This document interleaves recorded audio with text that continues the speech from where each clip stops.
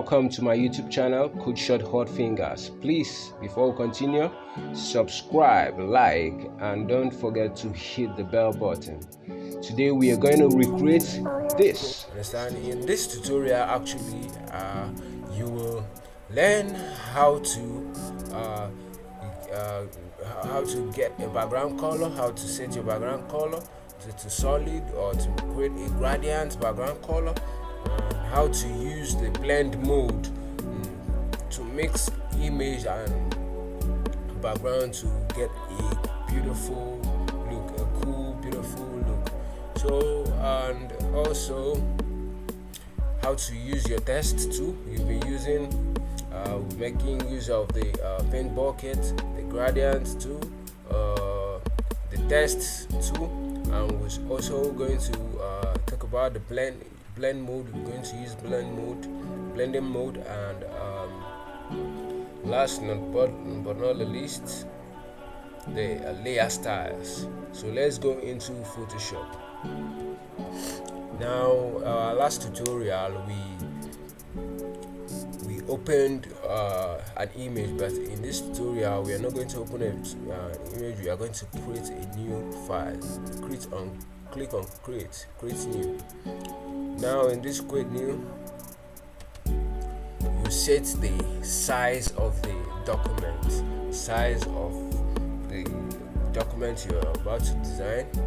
I already set to 500 by 500. That is a square image, and make sure that you set this to pixels and instead of inches. If you want to use inches, that means you're working on, if you're working on a photo or a printable design, you set it to inches. But either if you're working on content that you're going to, that's for the web, understand, you set it to pixels. So let's leave it to pixels, and on the resolution, let's set it to 300 pixels per inch, understand, so that increases the clarity, understand. Anything lower than that drops the quality, just more like the quality of your image. Let's go to create.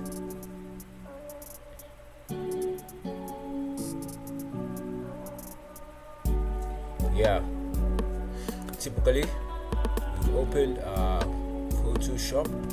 Now this is our document window. Now if you check out on your layers panel, you see the background, the white background, and I already told you that Photoshop automatically renames every first file being imported to every project you're doing it on. By default, it renames it to background. And look at this padlock here. This padlock means that this image is not editable.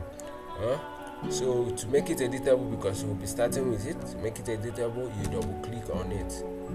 Double click on background. Let's go. When you double click, it says new layer, click OK. The padlock is off, so that means you are free to edit. Now we are going to get work on our background to get a background color. Mind you, we are trying to recreate this. Let's go back. So let's choose our color, and you decide if you're going to use a solid color or a gradient color.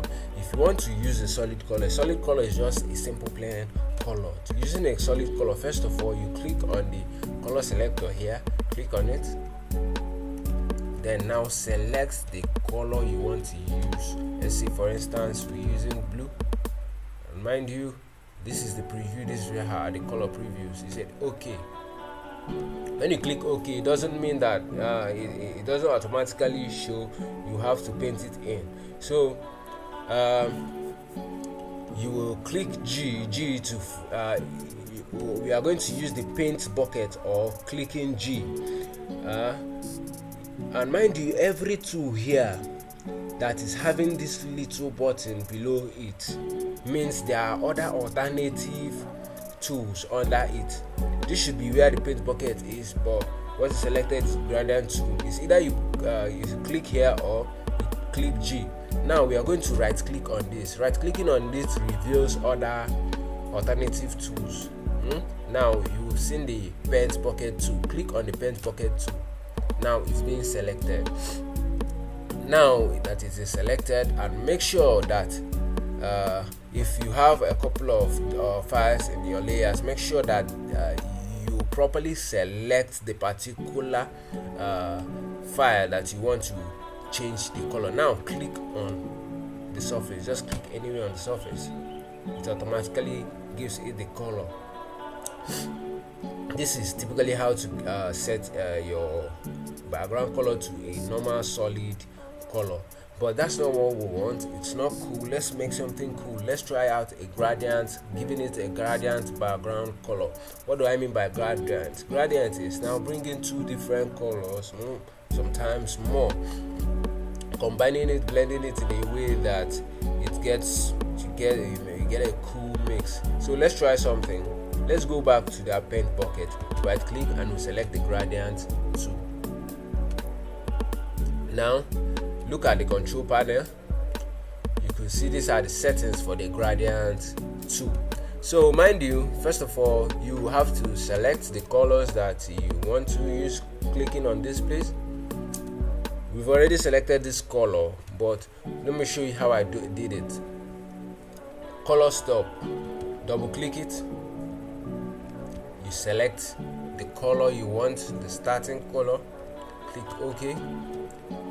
The second button, is either you click it once and click here, or you double click it. Most times I could double click. You double click it, you select the color. So I made this from a darker to a lighter color. Let's say OK. And there are different gradient patterns. Now on top of the background, let us select this linear gradient. This is linear gradient. It's just in a straight line. Let's test it out. You start from here. Understand? You either start click from the center and drag it to the end, or click from the beginning of this file, hold, click and hold, and drag the line up onto the other side of the image. That's, you see, this is what we call a linear gradient. So let's try out the next style on the control panel. This is radial gradient. Now in radial gradient, you can start from the center, hold, click and hold, then drag it to the end of the image, or as far as you can, to get a more blended. Let's stop here so that you see what it looks like. Look at what it looks like. Yeah, you see the mix, you see what it looks like. And there are other styles you can try out to see what they look like, if that's what you want, but this is not what I want. Look at other ones, but we will be using the radial gradient. Now let's select from click and hold from the center, then let's drag it all the way down. You know why I'm dragging it all the way down? So that I get a softer look. Let's see. Look at what it looks like. Nice, cool. That it's blended. Now we've gotten our background image. There's one more thing that happened in the image. Let's see our preference. Yeah, we've gotten that cool color. Now look, you can see some details, some little details on the background. Yeah, I'm going to show you how to mix it in, to bring in an image. This is an image. Bring it an image and blend it in with our background, already created gradient background. Yeah, back. So what we have to do now is let us import the image. So what you do typically is either you open, or you just go to the folder where the image is, drag it to your Photoshop, then drop it on top of this background like this. Release the button. It will drop automatically on top of the background. Click, hook, enter, or you click on this. So now you would wonder how is it possible to blend these two images together. It's really simple, and first thing to do, right click on the imported image, click rasterize layer so that it will be editable also. So what else? You will convert this image to typical black and white image. How do you do that? The shortcut for that is Shift Ctrl Alt B. What did I say? Shift Ctrl Alt B. It has turned to black and white. So you can make some adjustment, make some places darker, make some places lighter, you know, something like that. But no big deal. It's okay. This way, click OK. After clicking OK, this is black and white. Mind you, I told you something about the layers. You can hide and unhide any image here, anyone you don't want to see, anyone. And mind you, as they are arranged, that is the way they show. And if you understand, if you bring this background, this layer 0 up here, it comes above this, so you can bring it also down. Yeah, so leave it above the layer 0. Now we are going to work on the blend mode to blend it in. Now click on this. These are the blending modes for the layer. He said set the blending mode for the layer. Make sure that this image is being selected, the above image. You can use this image or any other image, but I will send this image link on the description so that you can download and follow up. Now click on it, click on screen. Understand, there are other blending modes. There are other blending modes you can try out, but this is what we want to achieve. Screen, and it's a little bit more harsh. You can still reduce the opacity. Make sure it's still selected. Look at the opacity button. Let us bring it down to at least 30. You see what it looks like? Naturally, it has been blended. It's beautiful now. And mind you, when you're done with every tool, make sure you click out the move tool or you click V. Now we have gotten the background. Most times I would like to group them, but this is a simple design, no need for grouping it.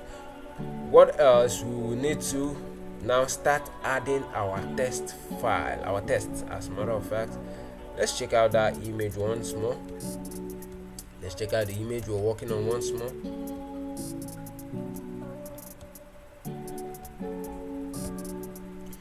Look at it. It says smile today. Let's go. Now click on your text tool. Click on the surface where you want to start typing. Now it says smile. Let's type smile first of all. Type them separately.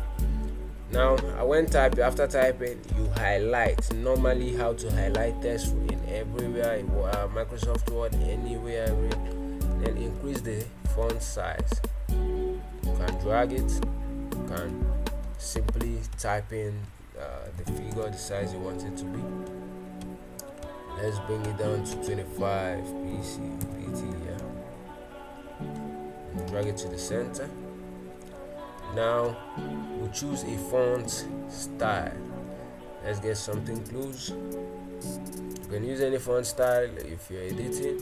At least I'll probably make a video, make a tutorial with a link to some fonts, some beautiful graphical fonts, and show you how to install new fonts for your designs. I'll make a video for that. So let's use this Big Daddy ST. Yeah, I think these spaces are much. Understanding this tool, you can reduce the spaces by dragging it back or automatically writing the figures. Yeah, we are there. So we'll choose a color. In the preference image, the color was white. Let's still make it white. Yeah, white. Let's try the second test. Today, all caps. Today, yeah, today. Yeah, can reduce the font size to 20. Click out, drag it so that it could match and look nice. And you can select duplicate objects at the same time. If maybe you want to move both of them at the same time, hold as this is selected, you can hold Control, then click any other layer that you want to select. Both of them are selected, both of these, so I can be able to drag both of them together. Now let us give the today a color. Make sure the today is selected. Click on the color on the character panel. Let's now select a color for it. Yeah, something like this. When you're selecting color, you select color that will match your background so that it looks beautiful. When you're walking, you try to put your head into it. You know what I mean? Now click OK. Typically we've made this design, but we are going to still make it a little more sharper, a little more cool. It's cool this way, but mind you, you see the smile is not that visible. So I'll show you how to use the layer styles now to do some touches like adding drop shadow and all that. Let's double click on this layer on today. Okay, let's start on smile being the first layer. Let's keep it on top, hold and drag, double click. When you double click it, the layer styles opens. Then click on drop shadow. This drop shadow, I set the blend mode to normal, opacity I take it high. Mind you, we are trying to achieve the same style on the sample we are editing with. On click this, click the color. You could also select the color you used here, and that's the idea. I'm just trying to make it look a bit 3D, but just is with drop shadow. Click OK. We got to the color. Then you can click, since while the layer styles are still open, you can drag the shadow to the position you would want it to be by yourself. You could also use the direction and angle to set it the way you want it. So but let's leave it this way.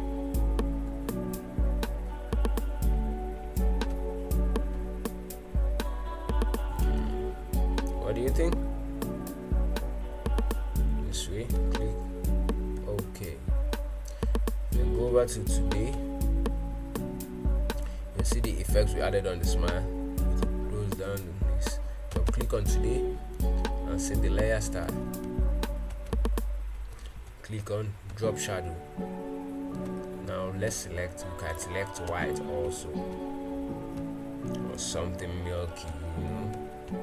You can make it anything you want, anyhow you want it to look like, anything you want it to look like. As a matter of fact, this is just a tutorial. It's actually it's not compulsory. It's this way, but if you understand what you're doing, it will be better.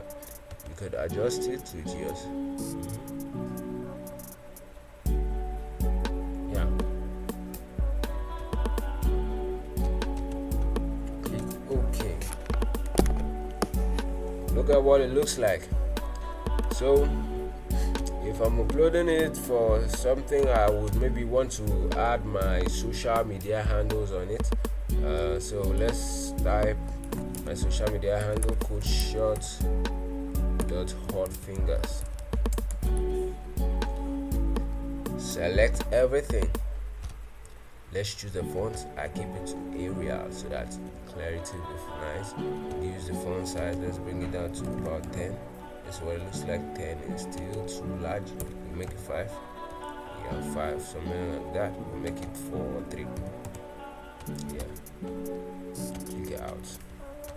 We're gonna make it black. You can still leave it the way it is. Cancel. Yeah, nice. We've successfully made our first design in Photoshop. If you can be able to recreate this in different ways, what else do you want to learn? From here you can do a lot of huge things. So in our next video, we'll go further in enlightening you in more ideas.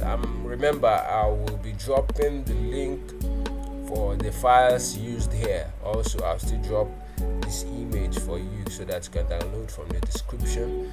Also, I'll create a video to show you how you can can be able to download fonts on your own and install on your PC, and there will be a free font pack, graphics cards font pack you can use. Thank you very much for watching this tutorial. So please like, comment, subscribe, and don't forget to hit the bell button so that you get notified anytime there's a new video. Thank you very much. I go by name Coach Shot. Peace.